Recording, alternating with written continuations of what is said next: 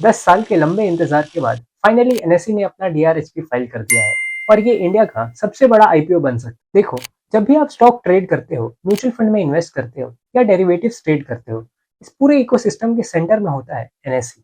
अगर एस्टिमेट सही रहे तो एनएसई का आईपीओ 30,000 करोड़ के आसपास हो सकता है। और कॉन्टेक्स्ट, इंडिया का सबसे बड़ा आईपीओ अभी Hyundai मोटर इंडिया का था, जिसका इशू साइज 27,870 करोड़ का था। लेकिन एनएसई कोई नॉर्मल कंपनी नहीं है, ये दुनिया का लार्जेस्ट डेरिवेटिव्स एक्सचेंज है।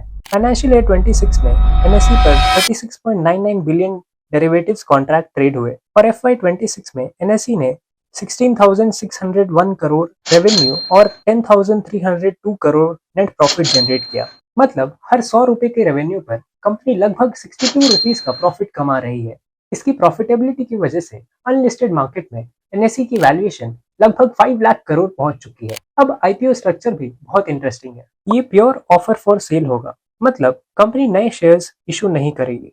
एक्जिस्टिंग शेयर होल्डर्स अपने होल्डिंग्स का एक हिस्सा बेचेंगे। सेलर्स की लिस्ट भी काफी इंटरेस्टिंग है। SBI, bank of Baroda, GIC, national insurance और न्यू इंडिया एश्योरेंस जैसे इंस्टीट्यूशन अपनी स्टेक सेल करेंगे। लेकिन सबसे बड़ा सवाल ये है, इन्वेस्टर्स एनएसई को इतना वैल्यूएबल क्यों मानते हैं? एनएसई एक कैपिटल लाइट बिजनेस मॉडल है। ना फैक्ट्री लगानी पड़ती है, ना इन्वेंट्री मेंटेन करनी पड़ती है। और जैसे जैसे इंडिया में इन्वेस्टिंग और ट्रेडिंग की पार्टिसिपेशन बढ़ेगी, एक्सचेंज की अर्निंग्स भी ग्रो कर सकती है। हाँ, रिस्क्स भी है। सभी रेगुलेशंस, डेरिवेटिव्स ट्रेडिंग रूल्स और मार्केट एक्टिविटी डायरेक्टली एनएसई की रेवेन्यू को इम्पैक्ट कर सकते हैं। पर FY 26 में टाइटर एफएनओ रेगुलेशन की वजह से प्रॉफिट ग्रोथ पर प्रेशर भी देखा गया। लेकिन ये सिर्फ एक और आईपीओ नहीं, ये उस कंपनी का आईपीओ है जो इंडिया के स्टॉक मार्केट का बैकबोन है। अब देखना ये होगा कि एनएसई की फाइनल वैल्यूएशन क्या होती है और क्या ये इंडिया की आईपीओ हिस्ट्री में नया रिकॉर्ड बना पाती है। आपको क्या लगता है? कमेंट सेक्शन में बताइए and share this video with your friends.